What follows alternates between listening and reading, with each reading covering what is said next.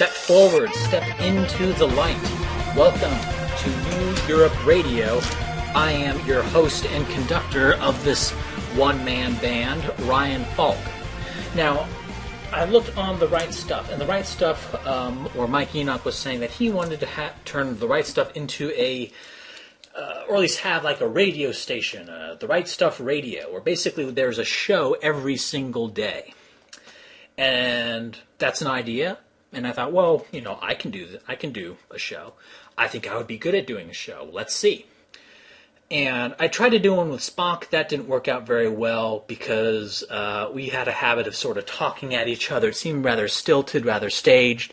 But I know that I have a lot of experience doing podcast sort of type videos, long, talky videos, solo, just myself talking about things. And, you know, it got a certain amount of good reviews, so why not do one for The Right Stuff? We'll see how it works. I think I'm entertaining. Maybe you will as well. Maybe this will just completely bomb. So I thought, okay, but what's the first episode going to be? You know, it's the first episode. Got to start off on a good foot. Well, I was thinking about this ethno-religion thing because it's a culmination of a lot of things that I've been thinking about for a very long time. You know, I was thinking about, you know, this correspondence between ethnicity and worldview, ideology, religion, okay, which I use sort of synonymously and interchangeably. But there's also been, I've also been looking at a whole lot of other things, and all sort of in isolation. Like I'm looking at how, yeah, there are people, they are sort of anti-white, and there's a lot of reasons as to why we can say that they're anti-white. They may not conceive of themselves as being anti-white because, you know, for whatever reason, but then again, how you conceive of yourself is not necessarily accurate. That's why the field of psychology exists. And so there's been a whole lot of things that I've been looking through, and it's only now finally starting to come together. And as a topic for our first episode, I think this would be a good topic for a first episode. One, it helps me get my thoughts organized for the actual article on it, the actual mini opus on it that I want to do. And also, I think it would be an entertaining first episode. So now, and I was also thinking, well, there's all these other people like The Daily Show, you know, Fash Britannia, all the other shows. They talk about their current event stuff, and they're humorous, and they have their drops. And obviously, like, I'm not going to try to do that. Like, that's not me. I'm not a funny guy, at least not intentionally. Some people say I'm funny. I don't find myself humorous in the slightest. And so I'm not going to try to do that. I'm going to do what I know to do, and that's going to be talking about the stuff that I've been talking about and getting the audience that I've been getting. And so what I want to talk about here is the ethno-religion. And I'll start here. I'll start with a study. And this was the magical magnet study. The title of the study was Neuromodulation of Group Prejudice and Religious Belief. Now, this was done at the UCLA with a bunch of names here. And basically what they did is they took magnets, magical magnets, and fired magnet blasts at a certain part of the brain. The posterior medial frontal cortex, or abbreviated PMFC, sub-PMFC. And when they fired these magical magnets at a certain part of the brain, they reduced activity in that part of the brain. And when they reduced activity in that part of the brain, it had two effects.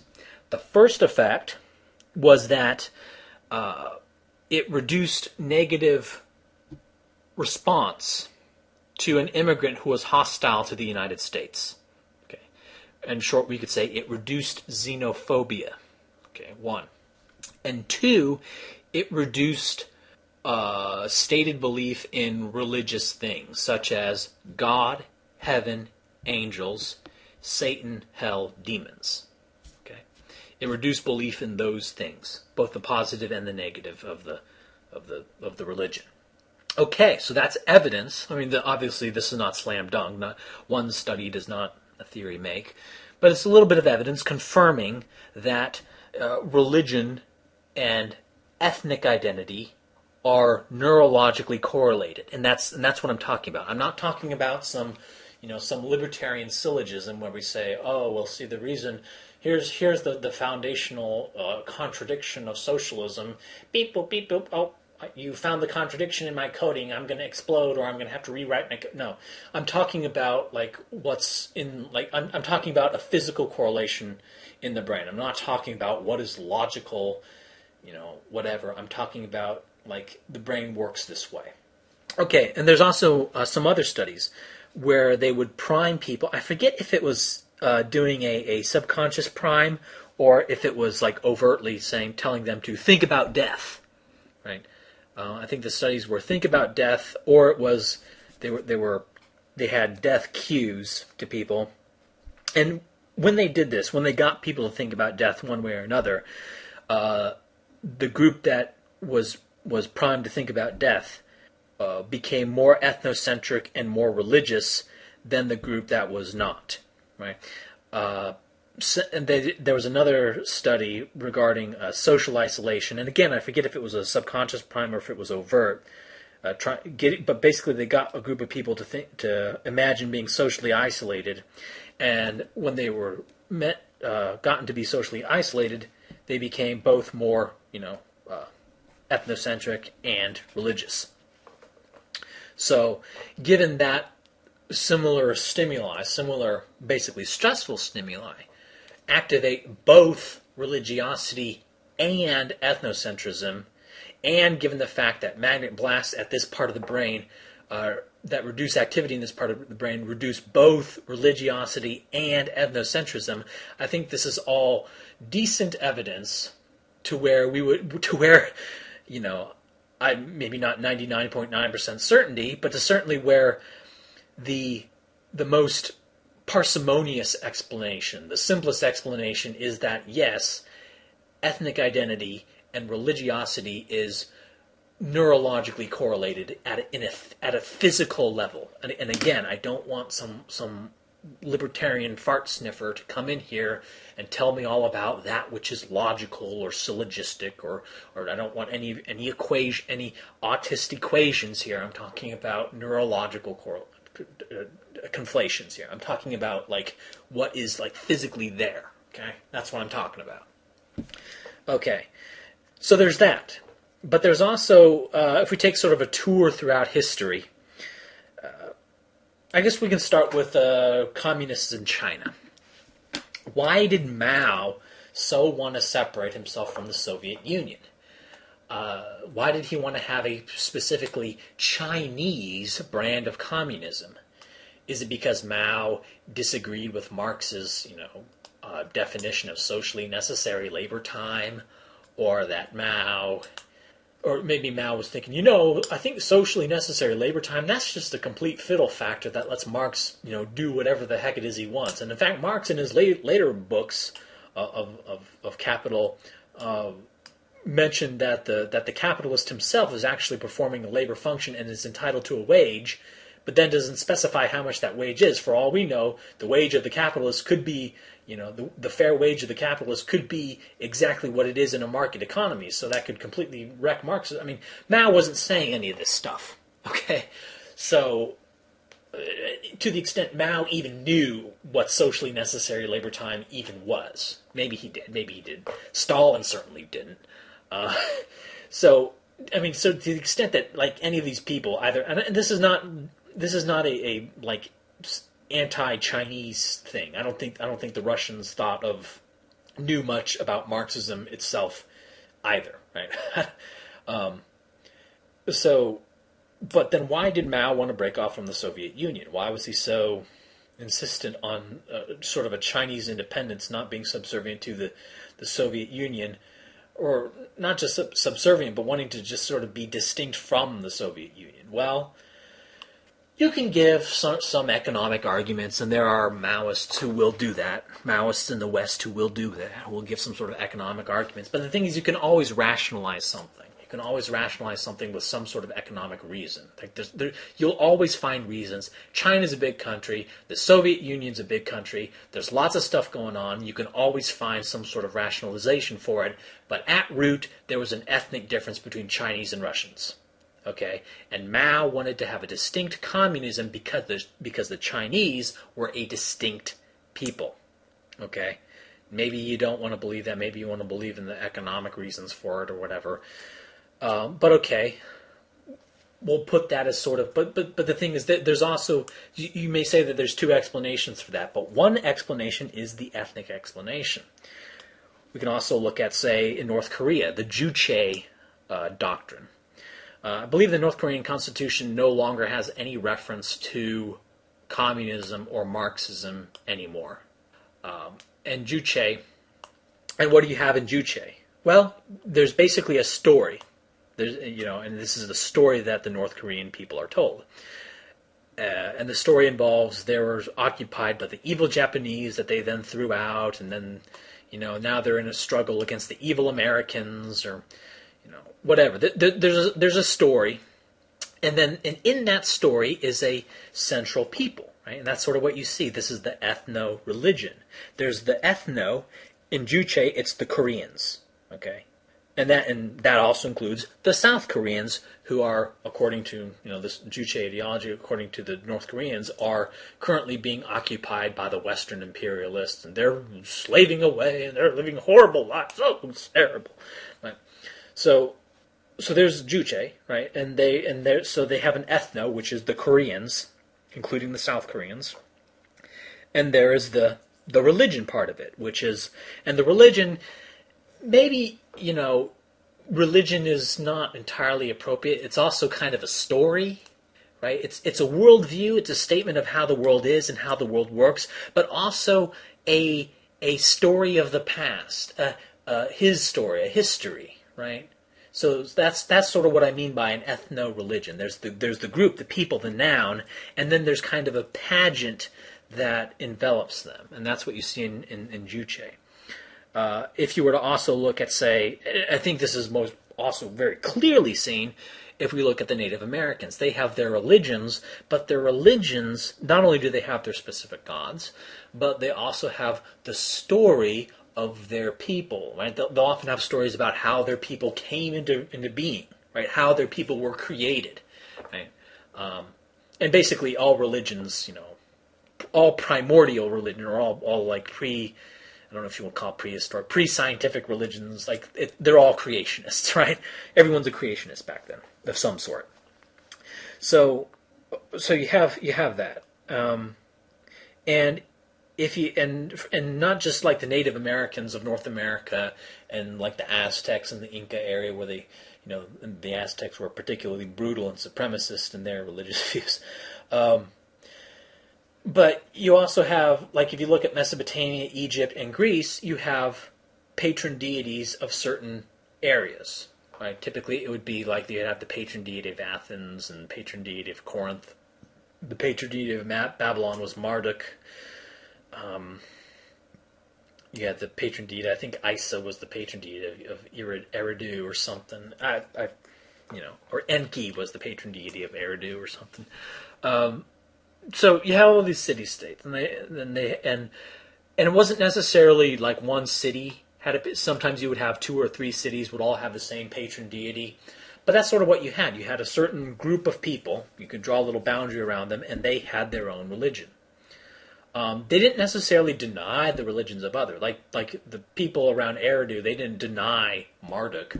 And if someone from Athens traveled to Cairo or Thebes or whatever, he wouldn't go there and say, "Aha, you have gods that are different from gods that I know. I deny the existence." No, he would say, "Oh, so you have a patron deity of your city as well.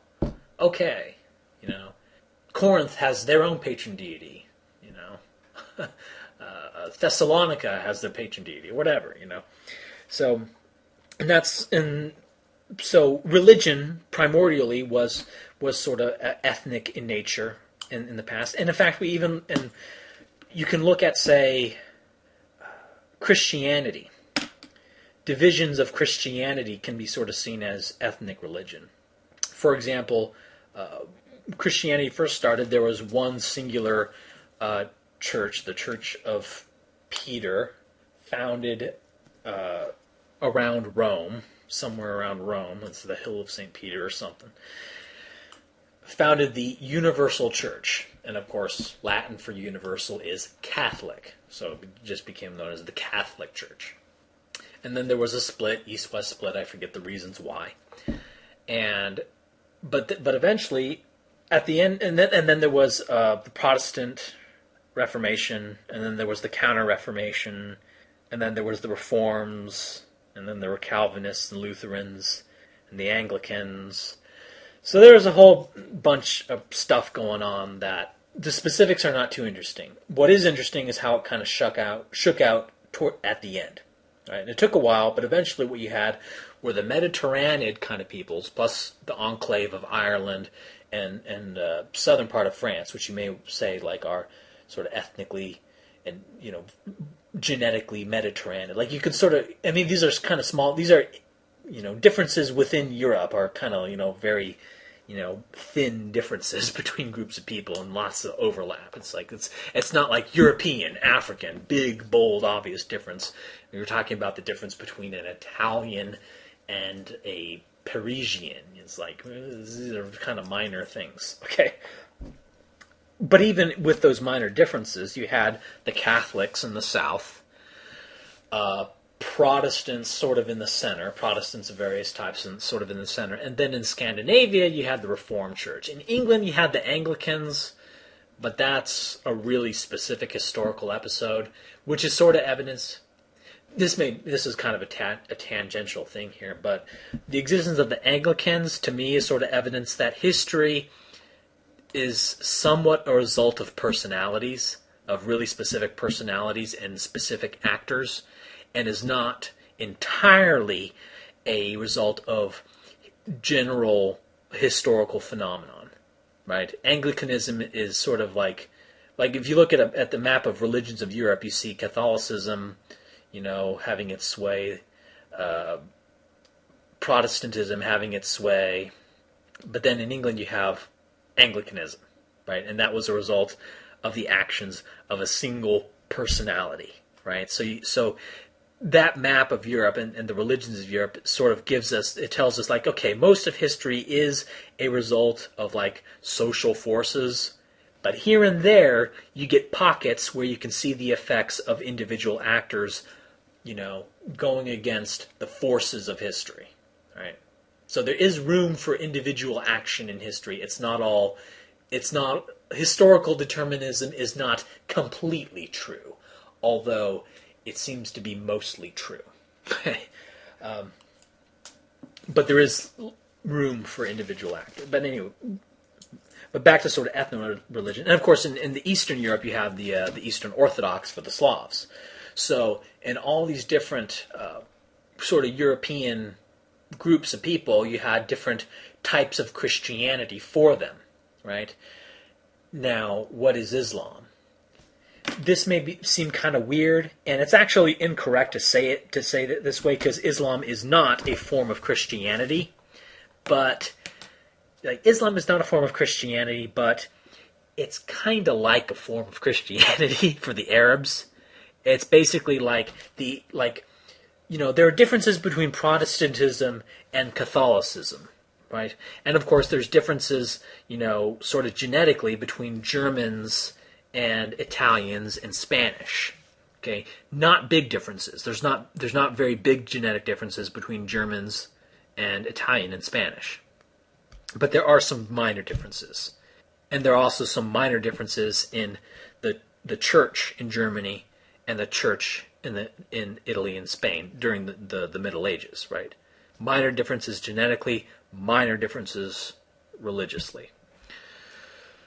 Difference between all of Europe, say, Italians, Germans, like all Europe sort of aggregated into an average, and Arabs. That's a much bigger difference genetically.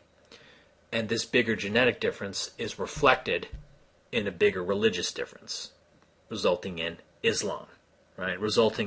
Now you could say, I mean, it's an Abrahamic religion, right? When, like, for example, the Quran believes that Jesus existed as a minor prophet. So you could see Islam as basically a very distant form of Christianity. You could look at it that way.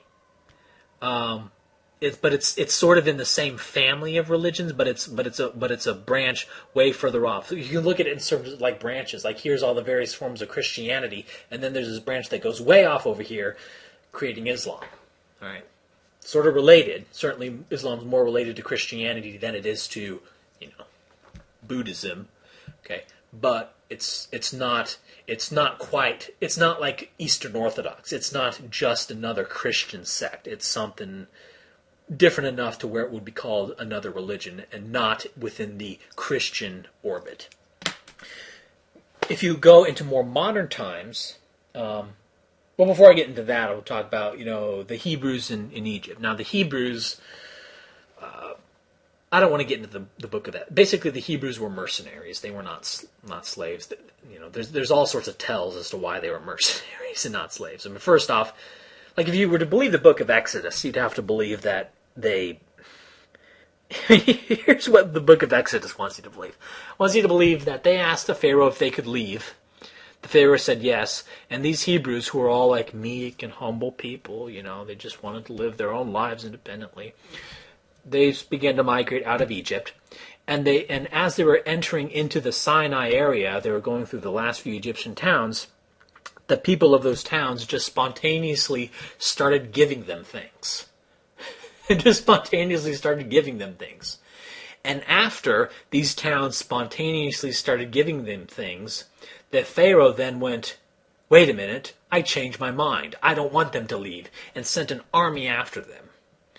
And this ragtag band of humble, disheveled Hebrews were able to avoid the Egyptian army, who had chariots, were able to go to the Red Sea, part the Red Sea, walk through it. The Egyptian army followed, and of course the Red Sea collapsed it in upon them, so you'd have to believe that. And then you have to believe that after crossing the Sinai, they got into, modern day Israel, Palestine, or the Levant, whatever you want to call it. And then they were able to slaughter the Canaanites. Right, they were able to slaughter the people there after having traveled that distance, and these are supposedly like just normal people, right? The story of them is a lot more believable. Here's an alternative explanation. The Hebrews were mercenaries, and they were mercenaries kind of like Gaddafi employed black Africans as mercenaries, and the reason Gaddafi employed black Africans is in Libya is because the black Africans didn't have any loyalty to the natives of Libya. And so when Gaddafi said, hey, here are some people who are like causing some trouble, they're not doing what I'm telling them to do, and he wanted to send some military forces into, for example, he wanted to send some military forces into Benghazi or Tripoli or Tobruk or something, he would say, well, if we send in like some ethnically Libyan military forces there, they may not do what needs to be done to crack down on this revolt or this insubordination. So if he really wanted someone to crack down, he would send in the blacks, because the blacks had no loyalty to the Libyan people. Their only loyalty was to Gaddafi, right? And so they would crack the skulls that needed to be cracked, right? Because they were not Libyan, right? And they had no loyalty to the people. And I think, and I'm just sort of speculating, that the Hebrews were used for the same purpose.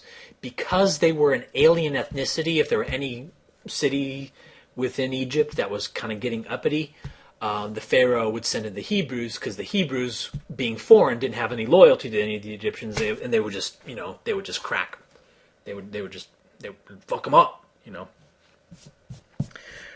And this would explain why the Hebrews were able to evade the Egyptian army. And going through the towns and the townspeople just spontaneously giving them all their stuff, I have a suspicion that the Hebrews actually went in and took the stuff. I don't know if you want to say they sacked the towns or anything, but my guess is they went in and took the stuff at sword point. They said, hey, give us stuff or we're going to fuck you up because we be the Hebes. And then the Pharaoh got word of this and then said, that's it, I'm sending the army after them, and we're going to just be rid of these Hebrews once and for all. And not going through the Red Sea, but actually going through the Nile Delta, the Sea of Reeds, right? And we're able to evade the Egyptian army at the time. They also, another thing in the book of Exodus they talk about was a great pillar of smoke that the Hebrews followed. And if you were to believe Exodus, you would believe that God created that pillar of smoke so that the rear end of the column, because basically the Hebrews, when they were exiting Egypt, they exited in a long like file column, like not necessarily single file, but basically a long column, a long convoy, caravan, or whatever. And according to Exodus, God created a pillar of smoke so that the rear of the caravan would know where the front was. Okay, you could believe that God created that pillar of smoke. Another explanation is that the Egyptian army actually used basically like a mobile fire pit that the front of the column pushed, and it created a huge pillar of smoke that the rear of the column could see, so that the column could remain orderly. Like the Egyptian army used that. Okay? And so reference to a pillar of smoke is evidence that the Hebrews were trained in Egyptian military tactics, right? That this was a mercenary force. And the coup de grace on all of this is that the Hebrews, after crossing the Sinai, were able to enter Canaan, or the Levant, Palestine, whatever, Israel. They were able to slaughter, and by their own testimony to a man, right, women and children, they were able to slaughter the people there and set up the kingdom of Judah, right? So that they were mercenaries. they weren't poor, disheveled people, right? The story that they were just slaves, they were oppressed by the Pharaoh, was whipping them and making them build the pyramids and whatever. That's just oy vey, right? That's just fake. But anyway, that's a long way to say that the Hebrews, they had their own patron deity known as Yahweh. Yahweh was nothing more than the patron deity of the Hebrews, no different than Marduk was the patron deity of the Babylonians, no different than, the Cherokee have their own patron deity. That's what it was at first. But then as they exited Egypt, along the way, they came to the conclusion that their religion, that Yahweh was the one and the only God. Right? That was a big departure. That they became kind of supremacist and became kind of assholes. And after this point, after they came to the conclusion that their God was the only God and all other gods were fake, and there were no other gods, just this one God, Yahweh, the God of Abraham. This was when the Jews started to get a special reputation as being dicks. Now I don't want to go into the history of like, for example, the Babylonian captivity, why the Babylonians, were more intent on basically capturing and keeping the Jews in captivity as opposed to any of the other ethnic groups in that area at the time. Why did they just single out the Jews as opposed to, like, the people just north of the kingdom of Judah? But that's another story. But I don't want to get into that. Basically, they had an ethno-religion, right? And when you look at Christianity at this point, basically that's why it's kind of weird. Because on the one hand, you have a specific ethno-religion for the Hebrews. And early on, it was just Yahweh was just another deity, right? No different than than Athena or whatever. But then it became a point where the Hebrews believed that there was only one God, the God of their people, and that their God looked after them, the Hebrews, and only the Hebrews, right? But then came the Bible, right? And then came Christianity that then came up with a God that looked over all of humanity. So that's the split. Basically, you have the old Hebrews, which is sort of an ethnocentric religion, and then you have this Christianity, which is the universalist religion. So it creates sort of weird things. It creates a weird because you have a time, because it's a time issue. I'm going off topic, and I'm going to stop here. But basically, you have a lot of people today who are the most adamant of Christians on the one hand, but then on the other are a huge defender of the state of Israel, because the Bible foretold the creation of Israel as a homeland of a new Jerusalem for the Jews who deny the divinity of Jesus. Right? Do you see how that's kind of silly? It's kind of messed up. And the reason it's kind of messed up is because Christianity was formed in this kind of transition period between a specific religion for the Hebrews and a universal monotheistic religion. Right? It's sort of a. But anyway, I'm going off on other topics here. The main point is that it's sort of an ethno-religion, and if you look into like the United States today, you have Black Christianity, you have Hispanic Christianity, you have Hispanic churches for the Latinos, like Latino masses and all that stuff, and they tend to be Catholics, as the Spaniards were.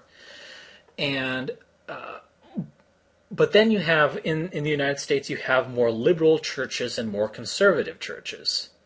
Now, you may say that the historically black churches, that's a racial ethnic distinction. The Hispanic churches, well, that's sort of an ethnic thing there. But the liberal and conservative distinction, that's not an ethnic distinction, right? Now, the Catholic versus the Protestant, you can sort of see an ethnic thing there. The Eastern Orthodox, that seems to be more of a Slavic, non-Slavic split. Okay, the Reformed Protestant split, well, that's Scandinavian versus German, so there's sort of an ethnic distinction there. However, in the United States, you have the black church, the black churches. You have the Hispanic churches. Those are ethnic distinctions. However, this other distinction here, this conservative and liberal churches, that's not an ethnic distinction. That's a distinction on doctrine and it's kind of related to politics, but that's not an ethnic distinction. Doesn't that seem kind of odd? Does that not seem kind of odd that all the other distinctions within Christianity and the distinction between Christianity and Islam, that these all correspond to specific ethnicities, but you want to say that the conservative and liberal split of the churches in the United States, that's not ethnic. Odd. Strange, isn't it? Okay. I think that's kind of queer and kind of raises my eyebrow. It makes me a little bit skeptical of it, of the idea of a non-ethno-religion split. Okay, now, so one thing I want to talk about before going any further is I want to say ethnic identity. What is ethnic identity? And we'll start with like the monkey sphere. And it goes by other names. Some people want to call it Robin Dunbar's number, the primary unit, the monkey sphere. I like the monkey sphere. We'll go with that. It's like 150, maybe 250. Some studies have said up to 400 people. That's how many people that the human brain can actually fit in their head. How many people you can actually conceive of as being people. Like specific people, not just an amorphous blob person, sort of an archetypal quote unquote person. But no, that's Kyle, that's Kelly, that's Sarah, that's Jim, right? Real specific people that you can fit in your head, your monkey sphere. All right. Unfortunately, even the highest estimates of what is the monkey sphere don't provide enough people for a healthy, functional breeding population, right? So basically your breeding population has to be bigger than your monkey sphere. Now, it may make sense for you to survive in the long run, if your genes to survive in the long run, for your breeding population to do well. It's also makes sense, like when looking at a family. You want to promote your own children over those of other people. You also want to promote your breeding population over those of other breeding populations. You want to promote your natal, right, as in natal, like child, natal, which is the root for nation. Well, so nation is that breeding population, right? The nation is that expanded group of people beyond your monkey sphere. And that is that which you are to have loyalty to. In evolutionary terms, it makes sense to do so. And so I speculate that the human mind is hardwired to have a loyalty to a nation of some sort. Now, this nation is, to some degree, imagined. It is an imaginary nation, and it has to be. And the reason it has to be is because, well, your monkey sphere can only fit in so many people. The highest estimates are around 400. Okay? Obviously, nations can run into the millions. So you can't fit all those people into your head. So basically you kind of have to make shit up, right? You kind of have to make shit up here. You have to sort of create a fake nation. So in that sense, all ethnicities are somewhat imagined. Now, don't take that too literally. They're not entirely fake. Obviously, white people exist, and there are traits of white people. There are also traits of Norwegians. There are also traits of all these different groups. I don't want to go on to say that it's completely fake, completely fabricated. There are certain customs and expectations and requirements to be a member of various nations, right? And if someone doesn't conform to those customs and requirements, they can then face punishment or even excommunication from the nation. Okay, so I don't want to overstate how fake the national identity is, which I'm synonymous with ethnic identity. But to an extent, it has to be somewhat imagined. Now, what I want to get back to, and this is sort of the point of this whole thing, we're talking about ethno-religions. If you go into the United States, there are these black people. Black people vote Democrat, but I don't view black people as leftists, right? And I'm going to use that term. I'm not going to use the term progressive. No, sorry, I'm not going to call you progressive. I'm also not going to call you super awesome pants McGee. Okay, right? I mean, like the term progressive, it's kind of like I imagine like a group of like 7-year-olds, and the coach is asking, all right, what do you want to name your soccer team? And the little kids go, we're the winners. We're the winner team, right? Like that's sort of how I see these people who call themselves progressives. You want to call yourself progressives and you expect me to call you a progressive? Okay, fine. I'll call you progressive. You call me he who is always right and smarter than me. Right? That's what you have to say. You have to say, Ryan, I respect you and I respect your worldview known as he who is smarter than me and always correct in every way and better than me in every way, including kayaking and arts and crafts. Right? So that's sort of how I see the term progressive. It's asinine. It's insipid. And the term liberal is also kind of asinine because, well, first off, it means something different everywhere else in the world. Liberal tends to mean what libertarian in the U.S.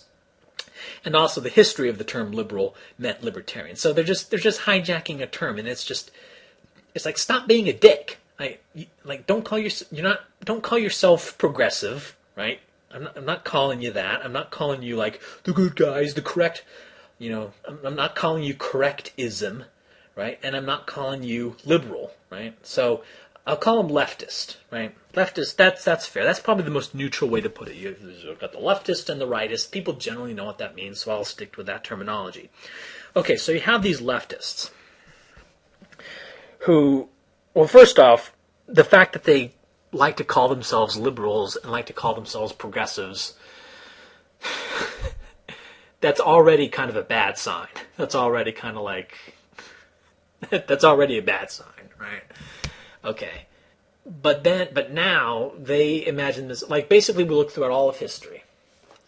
I didn't even get into subway identities. Okay, I'll just say, for example, the Soviet Union is like subway Russian identity, right? You have somebody who's like, I mean, especially towards the end, they weren't even really pretending to be communists. They were just sort of a command economy. Putin, who has come out and said that he is against communism and socialism, although in practice not quite as much. But he says that he's against those things on the one hand, but then on the other hand, he says that the collapse of the Soviet Union was the greatest geopolitical disaster in history. But wait a minute, if you're against communism, why are you so in favor of the Soviet Union, right? Well, perhaps because the Soviet Union was, in practice, just a greater Russian empire. And in fact, Stalin, when arguing with believe he was arguing with some Leninists or Trotskyists or whatever, who wanted to have a global revolution, Stalin said, no, we're going to have socialism in one country. Right? That's he specifically called it that. I mean, this was like a real thing, right? And the whole global revolution was sort of put on the back burner, right? And the Soviet Union became a instrument of Russian identity and Russian nationalism. In fact, if you look at political commentary in the 1950s and 1960s, they would refer to Russians and Soviets interchangeably.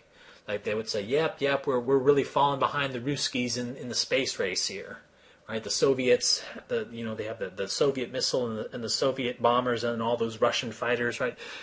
They're just using them interchangeably, right? So Russian and Soviet, it was an ethno-religion, right?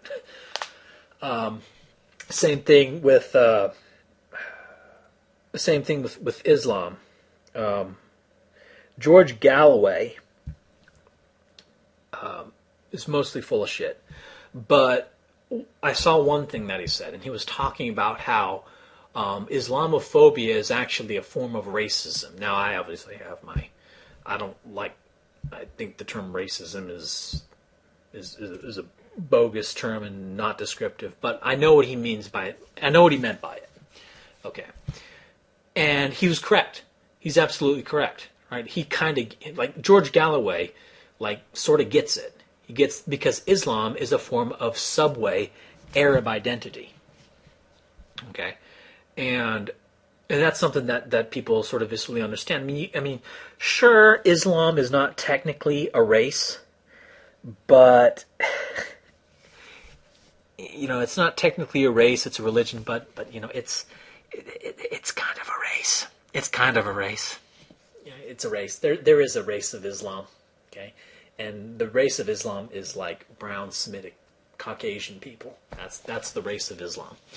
If you were going to go to Manchester and you were going to take all the Muslims, you were going to take like 10,000 Muslims and 10,000 Christians or non-Muslims, they would look visibly different from each other, right? The non-Muslims would look a lot lighter, wouldn't they? Okay, I mean, so don't. So that's basically what George Galloway was saying. It's like, stop playing games here. Like, yeah, Islamophobia. Yeah, it's an opposition to a religion, but you're opposed to the people, right? You're opposed to the people, right? That's what it's about, and that's true. And people who say, like for example, Orban in Hungary, and I believe the president of Poland and Slovakia. I've also said something to the extent of, we need to prevent Islamic immigration to our countries because we want to preserve our Christian identity. Our Christian identity. And of course Slovakia said, but we'll take Christian refugees from Syria, just not Muslim ones. Well, there's I don't know how many Christians there are in Syria. So it doesn't really matter. It's kind of a token gesture to say we'll take the Christian refugees from the Middle East. So okay, but what that means in practice is that basically means no people from the Middle East. In practice, it means none or almost no brown people from the Middle East. That's what it means in practice. Okay, and you can drape religious clothing over it, but in practice, that's what it means. Okay, and it also rings sort of hollow because the former Soviet Union and Warsaw Pact countries are uniformly, now I don't remember specifically Hungary, Slovakia, and Poland, but I know that as a general rule, the former Soviet Union and Warsaw Pact countries are more secular than Western European countries. So what you have is you have these countries that are probably less Christian than France and Britain, but are more invoking Christianity to keep out, Muslims, quote unquote, who in practice are racially distinct. So this is evidence that the Christianity thing that the Hungarians, Slovakians, and Poles are bringing up is just a way to say white without saying white, right? That's what they're doing. And when people say that I'm for, bringing in Muslims into our country and having a more diverse country, that's a subway form of let's bring in brown people, dispossess white people, have brown people take over institutions and power. Basically, right? These people, they retain control of their own countries, right? We're anti-colonialists. We're against Europeans going around and taking over those countries, but we support mass immigration into, right? So it's a subway form of basically, like Arab nationalism or other things. But I'll get into that later. You may, if you're kind of a leftist listening to this podcast, which I sort of hope you are, you may have a problem with what I'm saying right here, sort of characterizing you as being, a Arab nationalist or something like that. You may have a problem with that here, so I'll stop there.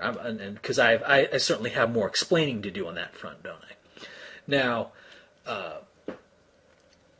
Allah, Muslim converts, like white Muslim converts in the UK or in France, they will say that they believe in Allah, not God. Now, what is Allah? Why do they say Allah instead of God? Well, there's no Islamic language. Okay, there's no language of Islam. There is a language of Judaism, the Hebrew, but there is no language of Islam. Okay, Allah is just Arabic for God. Okay, so when people convert to Islam and then call God, not God, but Allah, that has nothing to, or supposedly that should have nothing to do with the doctrine of Islam itself, because the doctrine of Islam itself isn't Arab nationalism, right?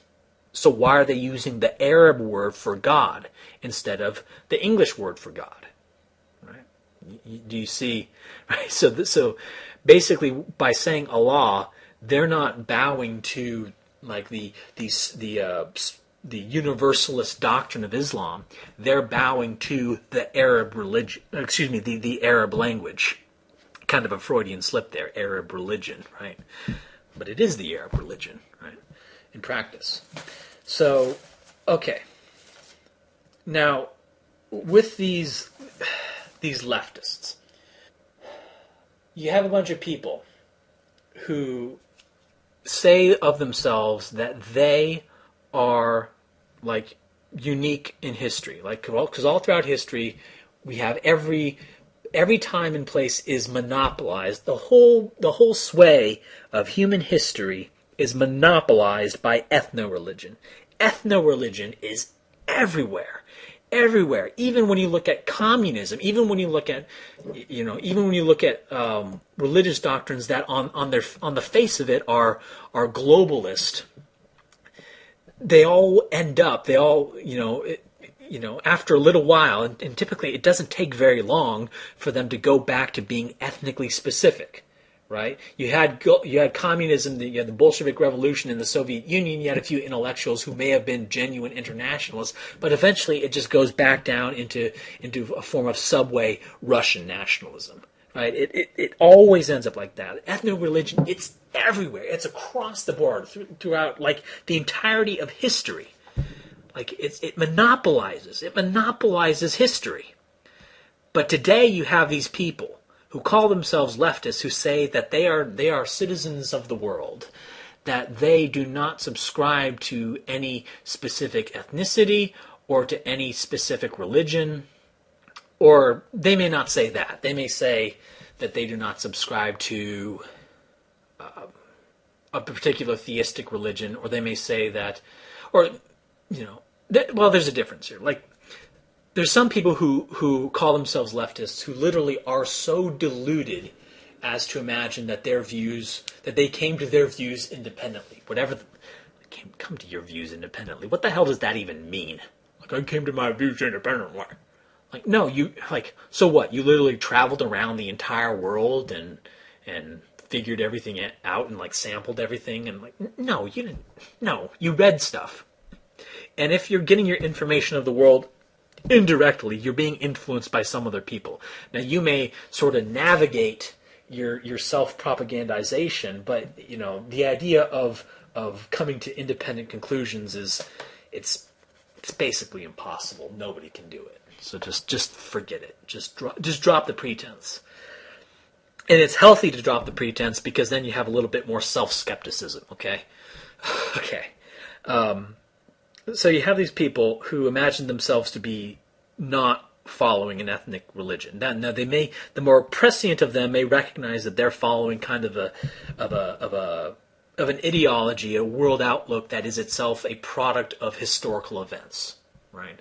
That what we call modern day leftism and what they believe about race, what they believe about economics, is all sort of a product of historical circumstance and kind of a reaction to those historical circumstances.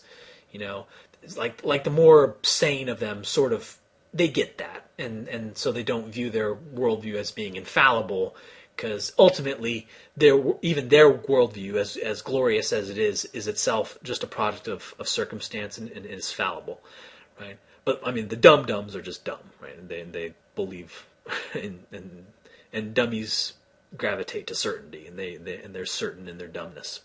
Okay. But they don't see themselves as being connected to some sort of ethnicity, right? Now, we have two ways of explaining this here. These leftists who claim to not be tied to some sort of ethnicity, who I view as distinct from, say, blacks in the U.S. Now, blacks in the U.S., they're not. I mean, there are some black leftists, but most blacks are not leftists. Most blacks are straight up, simple ethno-nationalists. They vote Democrat in bloc because that's the black nationalist thing to do, right? They have their black churches and they have their black ethno-religion, right? The ethno-religion, you know what it is. It's the whole civil rights. It's the whole slavery to Jim Crow to civil rights pageant. That whole story. It's one shot from Africa to slavery to all the oppression of slavery. And I have a post on slavery about how blacks had it pretty good compared to how most people in the world were living at the time, right? You should go read my thing on slavery. It's a really good piece. To slavery, to Jim Crow, you know, the truth about this whole the pageant, the pageant of the black history in the United States, the truth about that we can talk about some other time. But at the moment, we can say that they have a story, they have a narrative, right? Kind of like the Hebrews. They were so oppressed, and they were all put upon in Egypt. Oh boy. Right? And then they left Egypt, and they went to the Canaan, and so they have a whole story of oppression and overcoming, and basically they have a story of their people. Let me sing you the song of my people, right? And these Native American tribes, they all have the same. They all have these stories of their people. They have the gods, but also the gods of the story of their people, and myths about the creation of their people, and all the early religions are basically creationist. So, so with blacks they're normal, but you have these liberals who are saying that they are above ethnic identity. Right? The Hispanics don't claim to be above ethnic identity. They have an ethnic identity, and they have basically a Hispanic worldview, and they have a story of their people. Right? A bit more muddled as to what that is because it's kind of currently in formation. Whereas blacks, it's more solidly formed. It's basically kind of static at this point. Now we have to ask a question about these leftists, who are mostly white people. I don't view Hispanic, La Raza types as being leftists. I view them as being a kind of an ethno-nationalist group with an ethno-religion. So these leftists, are they the actual combo breakers that they claim to be?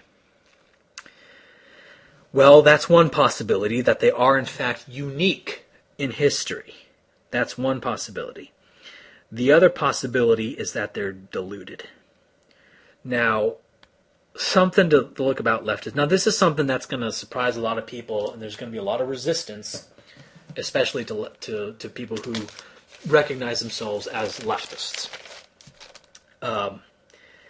First off, leftists are, well, not going to talk about leftists at the moment, but I do want to just talk about Democrat and Republican voters, because that's what the data is about, as opposed to what is a true leftist or a true rightist. I can talk about that some other time.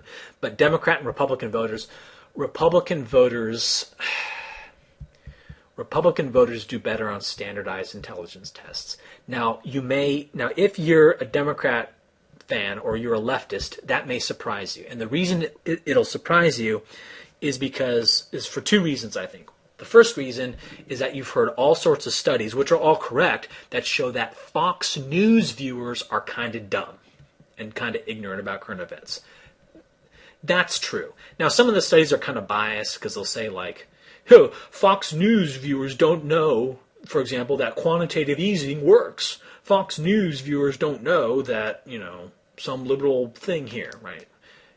So in a sense, they're kind of biased, but the big picture is, yes, Fox News viewers are kind of dumb and they're kind of ignorant, right? That's true. That's all well established. But Fox News only represents a small proportion of Republican Party voters, right? That's something that leftists need to kind of understand. That you're, like, when you're watching Fox News, you're kind of watching the freak show of the Republican Party, okay? Republicans themselves across the board actually do better on standardized psychometric tests. To rub it in a little bit more, Tea Partiers, and this is true controlled for race. Basically, white Republicans score better on standardized psychometric tests than white Democrats, right? That's key. Tea Partiers do better on science tests than non-Tea Partiers. And Republican voters have more knowledge about current events, or self-identified Republicans have more knowledge of current events than self-identified Democrats do. Also, if you look at exit polling data going back to 2006, right, Republican voters in both midterms and in presidential elections, Republican voters are uniformly have more years in school, right? And that includes high school and college. Now, at the elite end, at the very highest level of schooling, Democrats are more common. Like, so the people who spend the most years in the university, they're like 60-30 Democrat, right? They're like overwhelmingly. But in terms of some college and college degree, Republicans predominate those groups. Okay, so Republicans are more quote unquote educated, if you want to use that term. I think that's kind of a loaded term and kind of a presumptuous term. I went to college, therefore I'm educated. Okay, I think it's kind of, but whatever. They score higher on standardized tests. Another reason why you may think Republicans are dumber than Democrats is because Republican states have lower average IQs. For example, Mississippi has lower average IQs and also lower standardized test scores, like school standardized test scores, than states like Wisconsin, Minnesota, or Massachusetts. Another thing to keep in mind when comparing those states is difference in racial demographics. Mississippi is a very black state. Okay, it goes Republican because all the blacks in those states in Mississippi vote Democrat, all the whites vote Republican, and there's just a few more whites, and so therefore Mississippi always goes Republican. But the whites in Mississippi, their standardized test scores are generally are generally the same as those of whites in Wisconsin. The whites in Texas have the same standardized test scores as the whites in Iowa or the whites in Minnesota. Not as high as the whites in Massachusetts. Massachusetts is actually like a state full of like elite people, period, which is kind of weird. But that's another topic for another time. That's not the point of this. So that's why a lot of people think that, look at all these red states. But the thing is, these red states, they tend to be, like Texas has a lot of Hispanics and a lot of blacks. The southeastern United States has a lot of blacks, right? And so people go, look at these dumb red states.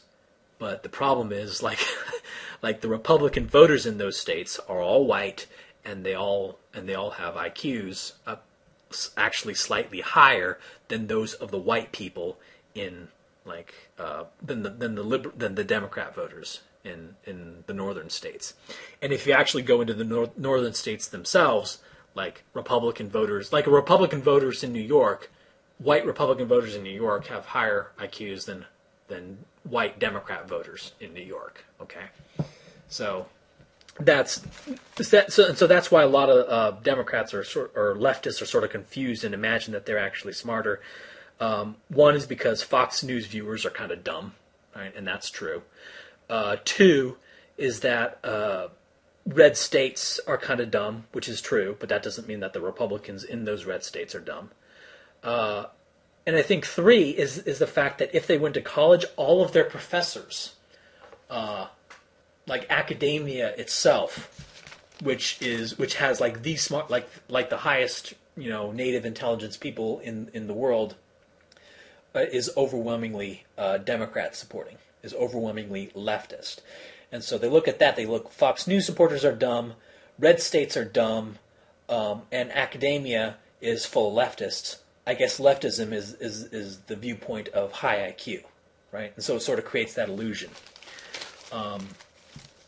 And ironically, if you are kind of dumb, you're going to you're the kind of person who would go along with those sort of signals, right? Okay.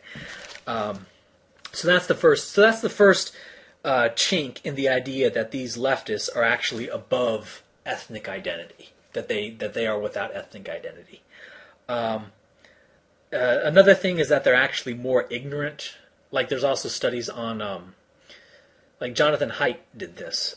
Basically, asked self-identified conservatives and self-identified liberals to imagine what the other would say in certain circumstances or about certain issues. And basically the conservatives were able to peg the liberals like all the time. They knew exactly what the liberals were going to say. The liberals, on the other hand, had no clue what the conservatives were going to say. So basically conservatives understand liberals. Liberals do not understand conservatives at all. Like liberals have have a whole bunch of fiction about what conservatives say. All right, so that's another, so the idea that these leftists are like unique among people throughout history and that they don't have an ethnicity, that they're like a special class of people, that's another kind of questionable thing. Another issue is that leftists are more likely to block people who disagree with them on the internet, right? So, I guess sort of the idea that leftists are above ethnic identity sort of implies that they are a high-minded people, but the fact that they block like anyone who disagrees with them more so than conservatives do, and this is like true facts. There's like studies on this. Like this is not like don't argue this. This is truth. Don't give me your anecdotes or personal stories. This is like statistical truth here. Okay, they're more likely to block people who disagree with them. Okay, so all of that combined makes the idea that leftists are, uniquely above ethnic identity, it makes it sort of dubious. And so it makes me lean towards the explanation that they're actually just kind of deluded, that they do have an ethnic identity, they just don't know what it is. Or more accurately, their ethnic identity is revealed through their actions, not through their self-assessment. And this gets into another topic, and I have to talk about this here. This may seem tangential, but it's really not. Basically, it's about, do you know what motivates yourself? And if you're kind of a... I'm getting kind of salty here. If you're kind of dumb, you may go, well, you may say, well, I don't have any ethnic identity because I don't perceive myself as having any. Now, that certainly never flies when liberals are attacking conservatives, saying that conservatives are racist, right? Because the conservative will say, well, I don't perceive myself as having any racial bias, therefore I don't, right? You wouldn't accept that as evidence that someone doesn't have racial bias, would you? Of course not, okay? And if you did, if you could, then basically the field of psychology wouldn't exist, right? The whole field of psychology to kind of bastardize it, but I think this is mostly true. The whole field of psychology is about is about people's motivations and thought processes that they don't know about, that they're not aware of. Okay, because if basically everything that was going on in your brain you were aware of. You knew exactly why you were doing everything. You knew exactly what motivated you. You knew, right? If you knew yourself completely, then the field of psychology wouldn't really exist, except maybe there'd be one class on lying, right? Because people would still lie to each other, and there may be like it wouldn't be a field, it would be a course, how to detect lying. That's all it would be, right? Everything else, right? Because there's no self-deception.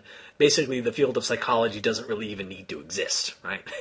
Okay, so, but there's also like, just be a little bit introspective on this. Like, have you ever had an event in your life? I know I have. I've had multiple events in my life where I was surprised by my own reaction to that event.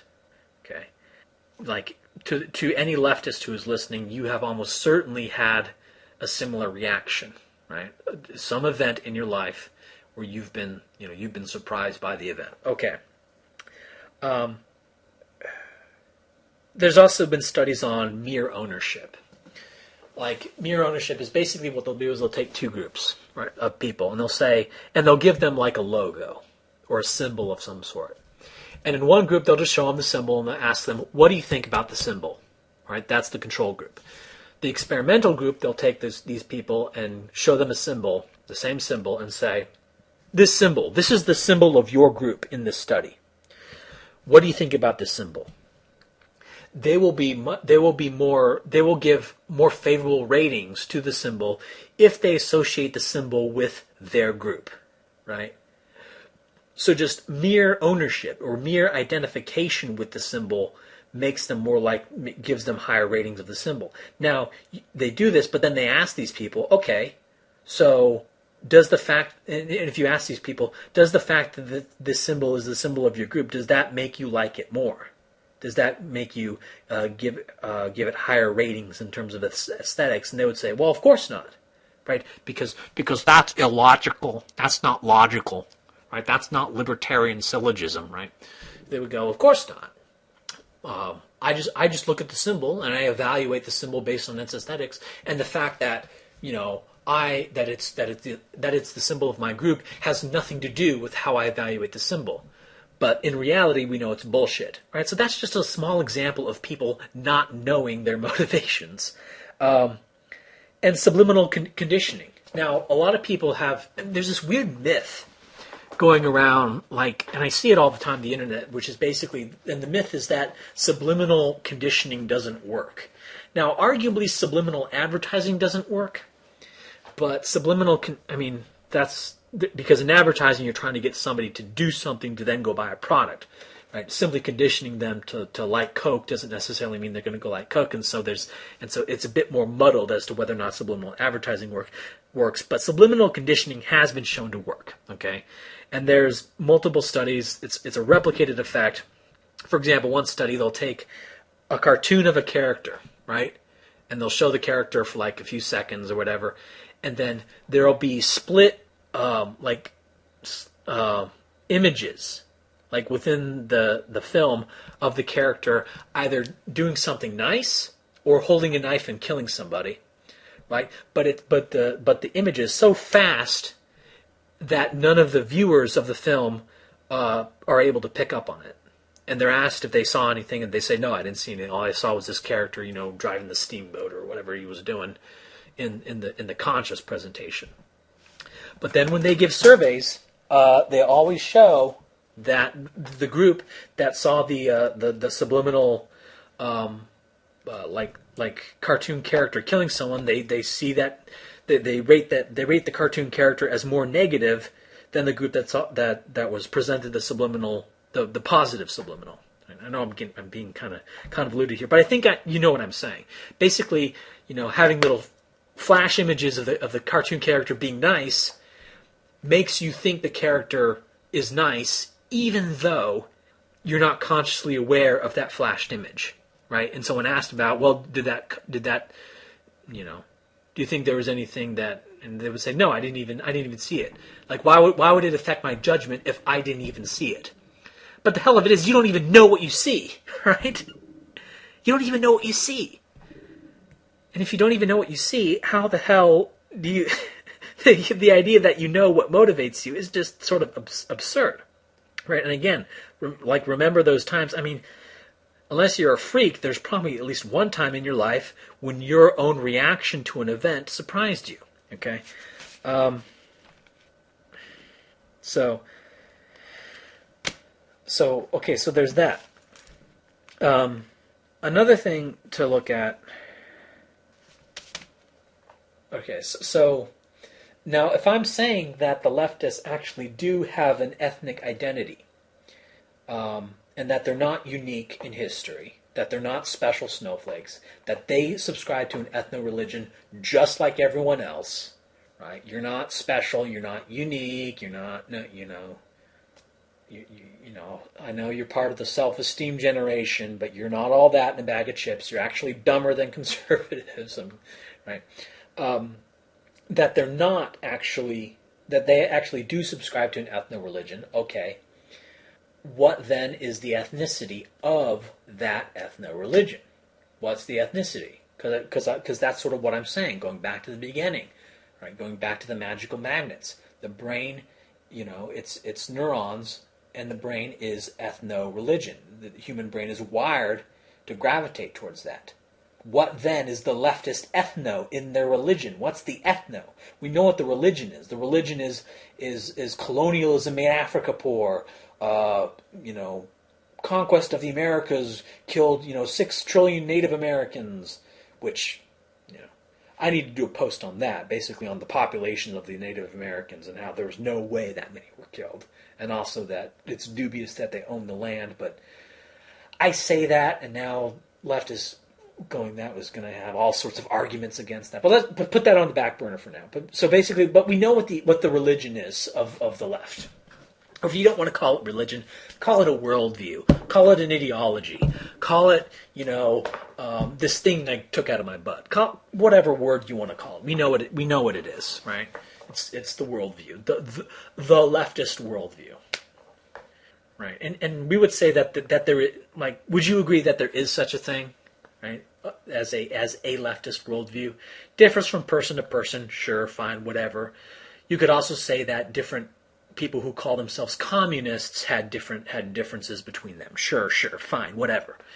People who call themselves Christians have differences between them, but there is still a Christian worldview. There is still a Islamic worldview. There is still a leftist worldview. Okay. What's the ethnicity? Well, this is where I say something, if I haven't lost you already, this is where I say something where I might be more likely to lose you. Okay. The ethnicity of the left, I'm already sounding like a crank here. The ethnicity of the left is a fake ethnicity of the oppressed. Okay. Now, to an extent, all national identity is fake. It has to be, because the monkey sphere is only 400 people or so. Okay. Now, and so they basically have in their mind a fake ethnicity, the oppressed people. Now, when you look at the communists and like the Trotskyites, these were similar people in that they had a fake ethnicity, an ethnicity of the oppressed, but they called them something different. They called it the working class. The working class. Now, that obviously doesn't fly anymore, okay? Because the working class is now... Basically, Hitler finished that off. Hitler and Mussolini finished that off, and the Western countries followed suit, basically by co-opting the working class into... what in Germany and Italy was called National Socialism was basically, government benefits for the workers, right? But also, don't want to kill the golden goose, right? Mussolini and Hitler didn't want to destroy the industry. They wanted kind of a partnership with the government and industry to make life good for labor, but also keeping the factories running. Okay, this was called National Socialism, or this was called fascism, and it was basically trying to bring the workers on board with them, and it worked. Now the regimes of Italy and Germany were ultimately defeated, but who cares? This model of working class nationalism and conservatism, National Socialism, is basically the Republican Party at this point, right? They're not quite as big on the socialism front as the Democrat Party is today, but they're certainly bigger on the socialism part than the Democrat Party in 1940 was, right? The Republican Party is certainly more big government than FDR was, for example. So anyway, but the communists, like the Trotskyites, they were like these leftists, right? And they had in their mind a fake ethnicity. If this seems absurd, it shouldn't, right? Because in their writings, they're constantly calling on the workers. The workers should own the means of production. When Marx wrote his little manifesto, he kept imploring the workers, as if there is this singular ethnicity, this ethnicity of the workers. So it happened before. And so what I'm saying now, like these leftists here, they also have a similar fake ethnicity. They don't call it the working class, although some of them may include that in their sort of menagerie of the oppressed, but basically they have a fake ethnicity that involves LGBT, BBQ, blacks, Hispanics, and women, oddly enough, and it differs a little bit from person to person as to who exactly makes up the coalition of the oppressed. But that's their ethnicity, that's their ethnic group. And you look at their story of history, it's basically the story of Europeans conquering the world, screwing everything up for all these other ethnicities, and now these ethnicities are going through a pageant, a civil rights struggle, kind of like what blacks went through, only on a grander scale. That's leftism, right? And I say that, and I think when I actually describe that, I think that actually jibes with a leftist. Like, I describe it that way, like, yeah, that's kind of how they see the world. I don't think you would argue with that if you're a leftist. But what I'm saying is that this coalition of the oppressed functions as an ethnicity exactly like a more traditional ethnic nationalist or a racial nationalist treats their in-group and has a story for their in-group. Now, when dealing with the blacks, what the blacks will do is they will incorporate tropes. They will incorporate tropes from the leftist ethno-religion into their own specific racial religion. They'll say, because the leftist ethno-religion will say, Africa was oppressed by the Europeans, and the blacks in the U.S. will go, yeah, blacks like us are, our racial brethren were oppressed as well, right? And so the blacks, even though they have a more traditional ethno-religion that's tied more towards like a more real, to an extent, all ethnic identity is kind of imagined, but obviously black people are more real than the oppressed or the workers, right?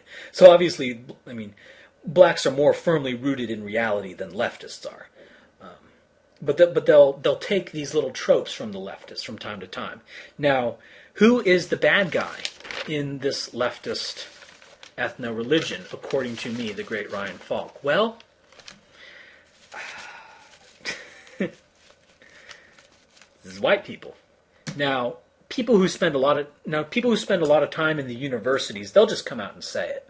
They'll just be blunt. They'll just be overt about it. They'll say the problem with the world today is white people, because the thing is, they have been steeped in their leftist ethno-religion for so long, and they spend a long time thinking about it, that they can't, that it eventually comes out, that they can't ignore it, basically. If you're thinking about something for a long time and you're constantly interacting with students for a long time, eventually you can't keep lying to yourself. Eventually you have to admit, yes, I'm anti-white, And then of course, once you admit you're anti-white, like Noel Ignatieff or Tim Wise or some of these people, you then go on and rationalize it, right? Right. Just like creationists, they'll rationalize why they think the Earth is only 6,000 years old if they're young Earth, or if they're old Earth, they'll rationalize whatever. Everyone will find the data that they need to prop up their view of the world, right? Even me. Right. So, right, everyone does this, okay. But for the average leftist, right? The average leftist who does not live in the university, right? Who does not have 130 plus IQ as these professors do. The average leftist who actually have the average white, and when I say leftist, I'm referring almost exclusively to white people, because I don't view blacks who vote Democrat as leftists. I view them as traditional, ethnic nationalists. Okay. But like the average leftist has an IQ. The average white leftist has an average IQ like below 100. Okay, so he's not like in the university. People in the university, they spend so much time thinking about it. Eventually, if you poke them a bit, they'll just come out and overtly recognize that I'm anti-white, and the reason I think the world is screwed up as it is because of white people, right? And then it's basically like priests. In churches in the Middle Ages, basically owning up to certain contradictions in the Bible, saying, "Yeah, I basically believe in something that's kind of odious." That the peasantry they don't think about the Bible enough in order to really spot certain problems. The professors, however, spend all day reading the Bible, or they spend all day being leftists and thinking about institutional racism and power and privilege and all this stuff. And so they're overtly anti-white. All right, I spent too much time talking about that. But when talking to the average Joe who says, "Well, I'm not anti-white because I don't conceive of myself as being anti-white," right? Well, what did we just go over with motivations? Like the idea that you are aware of your own motivations is kind of silly. Now, but I'll give a few examples here of anti-whiteness. If you're a leftist, how perhaps going through these examples, perhaps enough of these examples will apply to you that you, like the social science academics, you'll become aware like them, like they are, right? First is sort of the delegitimization of white groups. For example, I don't know if you saw some Bill Maher or John Oliver. I don't know if John Oliver talked about the Tea Party, but I know that Jon Stewart and Bill Maher, they would remark about the Tea Party, and one of their criticisms of the Tea Party was that it was overwhelmingly white. Okay. Now, if you're just sort of watching Bill Maher and you're just sort of you're basically sort of in like a leftist, confirmation trance. Right? This is confirmation trance, right? Conservatives do this when they listen to Rush Limbaugh or whatever. It's a confirmation trance. So when you're doing this sort of confirmation trance, you're not really aware of what's going on. You're sort of going on the flow. He's making jokes. It's kind of funny. Those conservatives, those Republicans are stupid. Look at this dumb thing this Republican said, whatever. But when they say things like, look, one thing you notice about, the Tea Party is that it's all a bunch of white people. They're all white. Where are the black people in this party? What's wrong with them? There's no blacks in there. Right? What's wrong? Do you see how that's right? They're basically attacking the Tea Party for being white. Now, okay, let's put it this way. Let's say that you had a group of people in Japan, and they were all protesting mass immigration to Japan. And one of the arguments that someone used against them was that, hey, look at these people that are protesting mass immigration. They're all Japanese. To use that as a viable argument against their position would be to say that the fact that they are Japanese makes their position illegitimate. Do you see the implication there? Right? So by their action, their underlying psychology is revealed through their action. Their underlying psychology is revealed through what they're being said, right? If you think Africa is being poor, is poor today because of colonialism, well, who were the colonizers? Let me ask you this. What race were they, right? George Galloway, when he talks about Islam, Right? When he talks about people being anti-Islam, yeah, well, that's basically subway anti-Arabism. Okay, you're anti-colonialism, right? What is that subway of? That's subway anti-white. Now, you may say that's justified.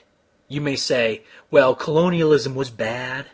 It oppressed Africa. It hurt Africa. I disagree. I think it helped Africa. But that's another topic for another time. I'll do a post linking to my arguments on that. But I'm not talking about the truth of the proposition at the moment. Okay? At the moment, right, recognize your position is that, colonialism in Africa hurt Africans. Like, horribly so. Brutally so. Right? It was brutally oppressive. Right? What the Egyptians did to the Hebrews was brutally oppressive, right? What the Romans did to the Christians, fed them to the lions, like martyr, right? The Christian martyrdom myths, right? Brutally oppressive. Okay. Who was doing that? Right? Who was doing that? Right? It's real people, right? We live in a world. The brain works in proper nouns. Okay. The brain works in ethno-religions, right? The people, according to the leftist ethno-religion, who are doing the oppressing were all white people. If you have any other, like why are Christian, any other explicit ethno-religion, where in their story, part of their story is that some other ethnicity, like a specific group of people, was doing all the harm in the world, right? Well, they're gonna have some animus against that group of people, and that's sort of what's happening with the leftist ethno-religion and whites. Okay, it's similar to beliefs about the Jews, right? That Christians had about the Jews, right? Christians would say, Jews be bad because they killed Jesus, right? And there's a ridiculous story in the Bible about how the Jews chanted, "The blood is on our hands. Kill Jesus. We support killing Jesus. We, the Jews here, support killing Jesus. The blood is on our hands," right? Just ridiculously stilted dialogue, right? And of course the Christians then say, see, you killed Jesus. You are responsible for this. You are evil people, right? And that's what the colonialism, whether it's true or not, whether your view of history and the effects of colonialism are factually true or not, it still functions as a mythology, right? Even if it's all completely true, it still functions as an ethno-religion, with the central ethnicity being the oppressed. Just like, Lenin before, he had an ethnicity of the oppressed, called them the workers. You call them something different, okay? The oppressors, who are the oppressors? It's these white European countries, okay? Whenever white Europeans band together to say, hey, we don't want to be dispossessed, we want to have our own countries, we don't want whites in France to be a minority in France, that's illegitimate, because look at the people protesting, it's all just white people. Right? Whiteness is inherently illegitimate. You see how that works?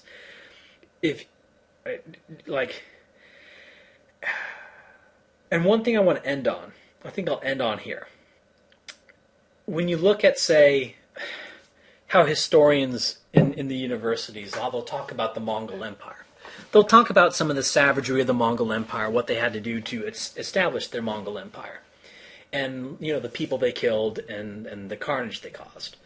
But they'll also say, but you know what, one thing that the Mongols did is they created a big old free trade zone basically in the center of the Eurasian continent. Someone could travel from Moscow to Beijing without having to go through any other countries. It basically reduced total military spending in that region of the world, because you had one singular military.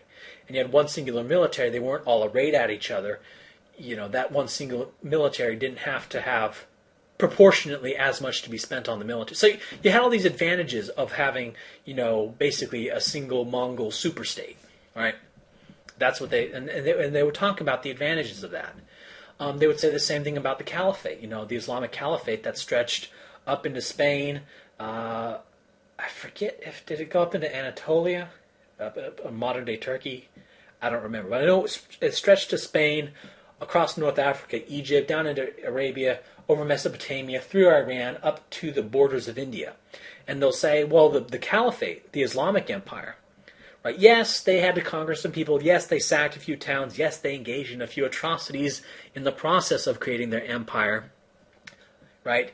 Including atrocities into Spain. And yes, they made an invasion of France that was repelled, and you could say all these things, all the bad things that were part of the conquest side of the empire. But they would also point to the benefits. They would say, look, because of the Caliphate, mathematical knowledge from India was able to go through the Caliphate up into Europe. Basically, the Caliphate served as a conduit of knowledge.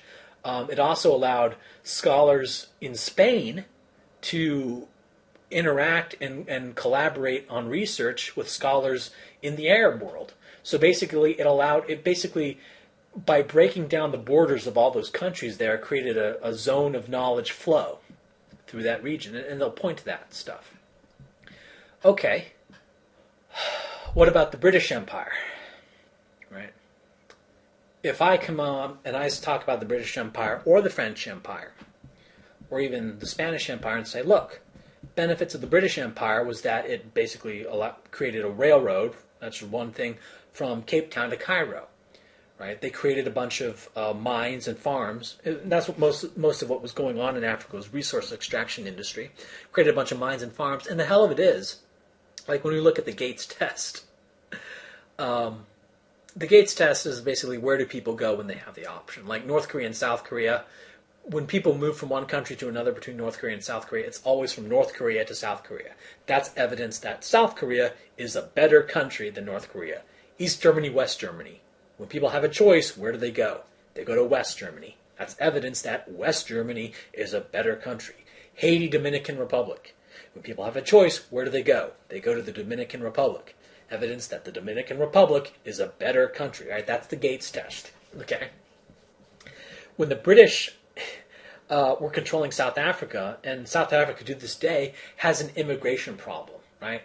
Basically, like the Europeans go into an area, they set up a bunch of farms and a bunch of mines, and everywhere this happened, in Italian, even in Italian East Africa, for the limited amount of time that the Italian East Africa existed, and in German East Africa, in Rhodesia, whenever the European powers were setting up either mines or farms or whatever it is they were doing, they never had a shortage of labor, or very rarely had a shortage of labor, and if they did, it was localized, and it was short term. They would always have people coming into wherever they were doing their colonial business, either creating a mine or a farm or whatever. Okay, they would always have people coming in. South Africa, most famously, always had a problem of mass immigration from Mozambique and those countries further north. South Africa and to this day, South Africa has an illegal immigration problem. And South Africa is probably the most colonized part of Africa.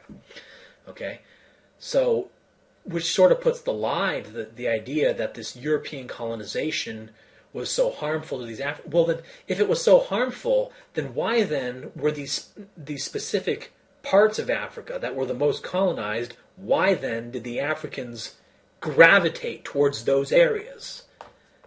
Why were the Africans rushing towards the farms and the mines to get jobs on those farms and mines?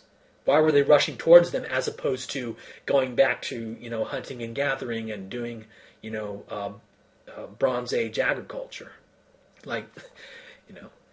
So that's one. Anyway, life expectancy in Africa under European colonization rose dramatically. Now, one thing you could say about, sure, all that happened, but in the process of acquiring that territory, the Europeans, for example, the British had to conquer the Zulu. There are a few kingdoms, like the Kingdom of Mali had to be conquered, and there are a few battles. There are remarkably few battles involved in the conquest of Africa, given how big it is. And you can point to, for example, the War of the Magi in the Sudan. Now, the War of the Magi is actually interesting because it actually, basically, that was caused. Okay, I'm going to talk about the War of the Magi here. Okay, here's what happened. Basically,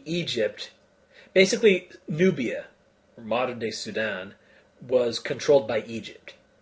Egypt got conquered by the Ottoman Empire and became basically a satellite of the Ottoman Empire. Then there was a war between Britain and the Ottoman Empire, and part of the peace treaty was that the Ottoman Empire transferred Egypt to Britain. So basically, Egypt was a puppet of Britain, but Sudan was a puppet of Egypt, right? So that's how that basically happened. Then Britain outlawed slavery, right? And they did sort of piecemeal, but eventually they said, you know what, we're going to outlaw slavery in Egypt and Sudan. That then led to a revolt by the Sudanese, and the British had to go in there and put down the revolt. Basically, the Sudanese were fighting to preserve slavery, okay? And this was known as the War of the Magi, and this is something that people, they just don't know, right? Basically, that the Africans fought a fucking war to preserve slavery, okay? And that's like one of the biggest benefits of the British and French empires and Portuguese empires and Belgian Congo and the Belgian Congo. That's another big bugaboo that leftists have in the Dutch East Indies, was that they ended slavery. Basically, the European powers got together to end slavery worldwide. And when we talk about the Caliphate, or you talk about the Mongol Empire, historians will give sort of a balanced they'll give sort of a balanced, a proper appraisal of it and say, well, in the conquest part of the empire, they did some bad things and they committed some atrocities here and there. But on the whole, there's all these benefits. So maybe on the whole, we would say the Mongol Empire was beneficial.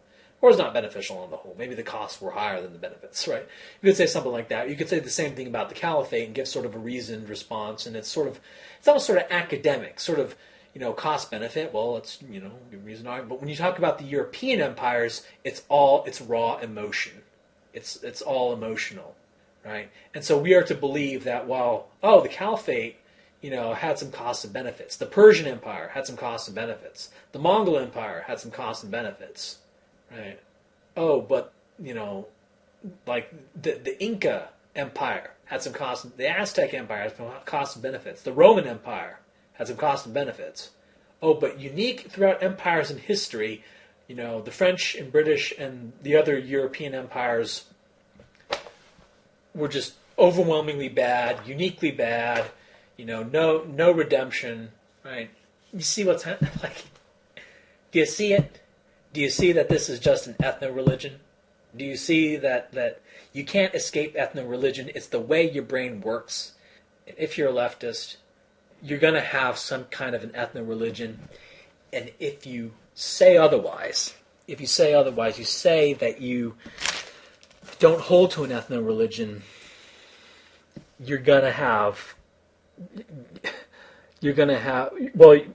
we're all going to have a bad time, basically. Because you're going to be confusing a lot of you're going to have the drive of an ethno-religion without being tempered by the knowledge that that's what you're doing, right?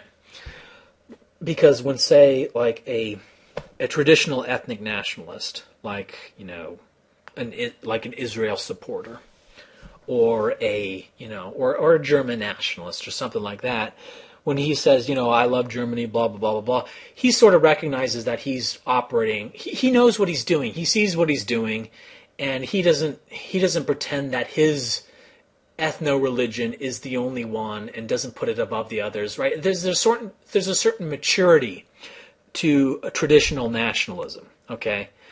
But when you have an ethno-religion, but you don't recognize that that's what it is, what you have is all the emotion and all the raw energy of an ethno-religion without any temperamental knowledge that that's what it is. You don't see it that way. You see it as the truth, right? And so the result is similar to that of an insane religious bigot, right? That's the result of it, right? And that's what's going on these campuses.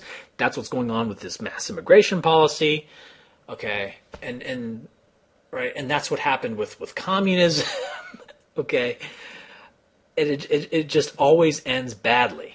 when you don't when you basically leftists, what they're doing is they're confusing their ethno-religion for the truth, and they're confusing ethno-religious emotions for a profound understanding of reality.